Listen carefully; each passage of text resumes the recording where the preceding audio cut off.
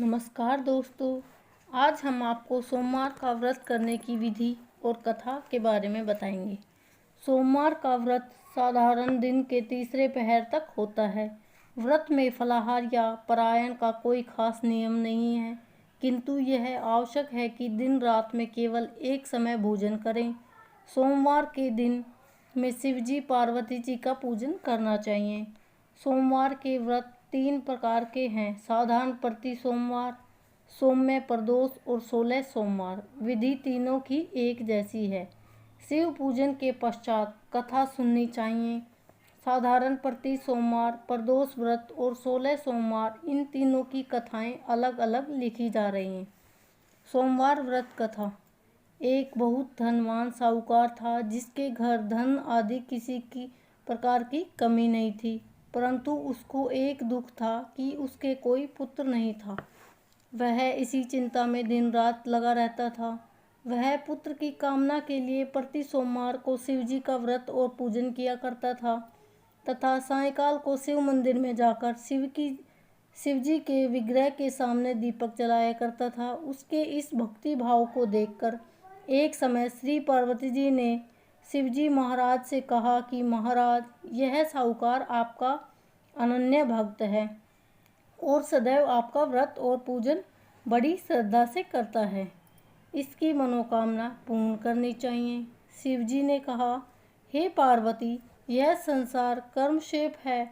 जैसे किसान खेत में जैसा बीज बोता है वैसा ही फल काटता है, उसी तरह इस संसार में जो जैसा कर्म करे वैसा फल भोगते हैं। पार्वती जी ने अत्यंत आग्रह से कहा, महाराज, जब यह आपका अनन्य भक्त है और इसको अगर किसी प्रकार का दुख है तो उसको अवश्य दूर करना चाहिए, क्योंकि आप सदैव अपने भक्तों पर दयालु होते हैं और उनके दुखों को दूर करते हैं। यदि आप ऐसा नहीं करेंगे तो मनुष्य आपकी सेवा तथा व्रत क्यों करेंगे? पार्वती जी का ऐसा आग्रह देख शिवजी महाराज कहने लगे, हे पार्वती, इसके कोई पुत्र नहीं है। इसी चिंता में यह अति दुखी रहता है। इसके भाग्य में पुत्र न होने पर भी मैं इसको पुत्र की प्राप्ति का वर देता हूँ, परंतु यह पुत्र केवल 12 वर्ष तक जीवित रहेगा। इसके पश्चात वह मृत्यु को प्राप्त हो जाएगा। इसके अधिक मैं उसे कुछ इसके लिए नहीं कर सकता। ये सब बातें साहूकार सुन रहा था। इससे उसको कुछ न कुछ प्रसन्नता हुई और न ही कुछ दुख हुआ। वह पहले जैसा ही शिवजी महाराज का व्रत और पूजन करता रहा। कुछ काल व्यतीत हो जाने पर साहूकार की स्त्री गर्भवती हुई और 10वें महीने उसके गर्भ से अति सुंदर पुत्र की प्राप्ति हुई।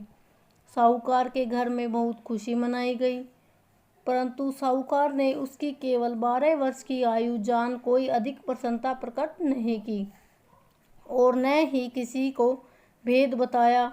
जब वह बालक 11 वर्ष का हो गया तो बालक की माता ने उसके पिता से विवाह आदि के लिए कहा। वह साहूकार कहने लगा कि अभी मैं इसका विवाह नहीं करूँगा, अपने पुत्र को काशी जी पढ़ने के लिए भेजूँगा।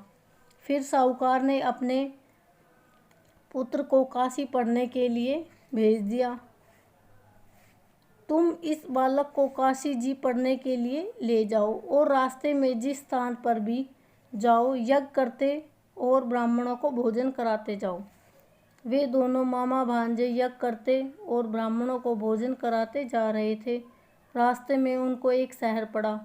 शहर में राजा की कन्या का विवाह था और दूसरे राजा का लड़का जो विवाह कराने के लिए बारात लेकर आया था, वह एक आंख से काना था। उसके पिता को इस बात की बड़ी चिंता थी कि कहीं वर को देख कन्या माता पिता विवाह में किसी प्रकार की अड़चन पैदा न कर दें।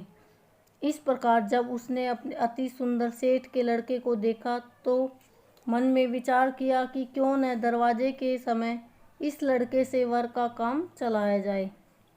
ऐसा विचार कर वर के पिता ने उस लड़के के मामा से बात की तो वे राजी हो गए। फिर उस लड़के को वर के कपड़े पहना दिए। तथा घोड़ी पर चढ़ा दिया और सब कार्य प्रसन्न से पूर्ण हो गए। फिर वह पिता ने सोचा कि यदि विवाह कार्य इसी लड़के से करा लिया जाए तो क्या बुराई है।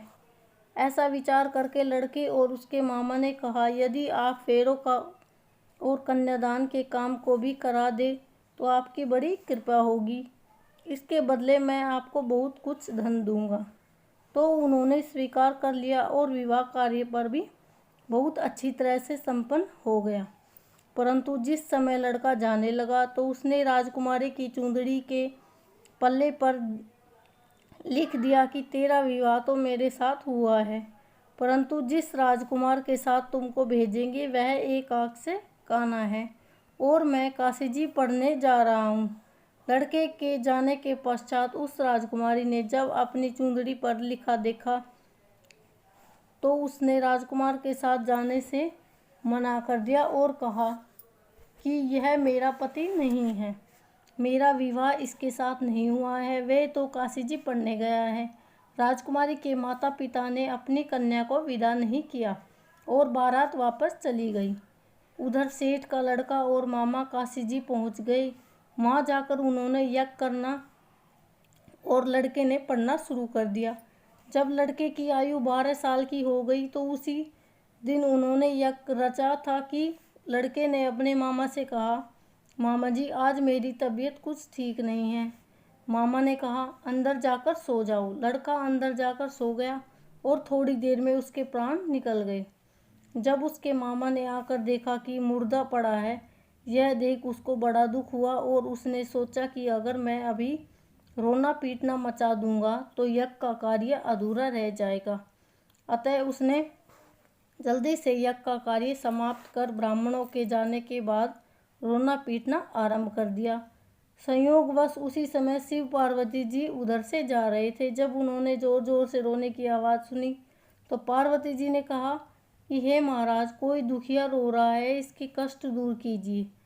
जब शिव पार्वती ने पास जाकर देखा कि वहाँ एक लड़का मुर्दा पड़ा है, पार्वती जी कहने लगी, महाराज यह तो उसी सेठ का लड़का है जो आपसे वरदान लेकर गया हुआ था।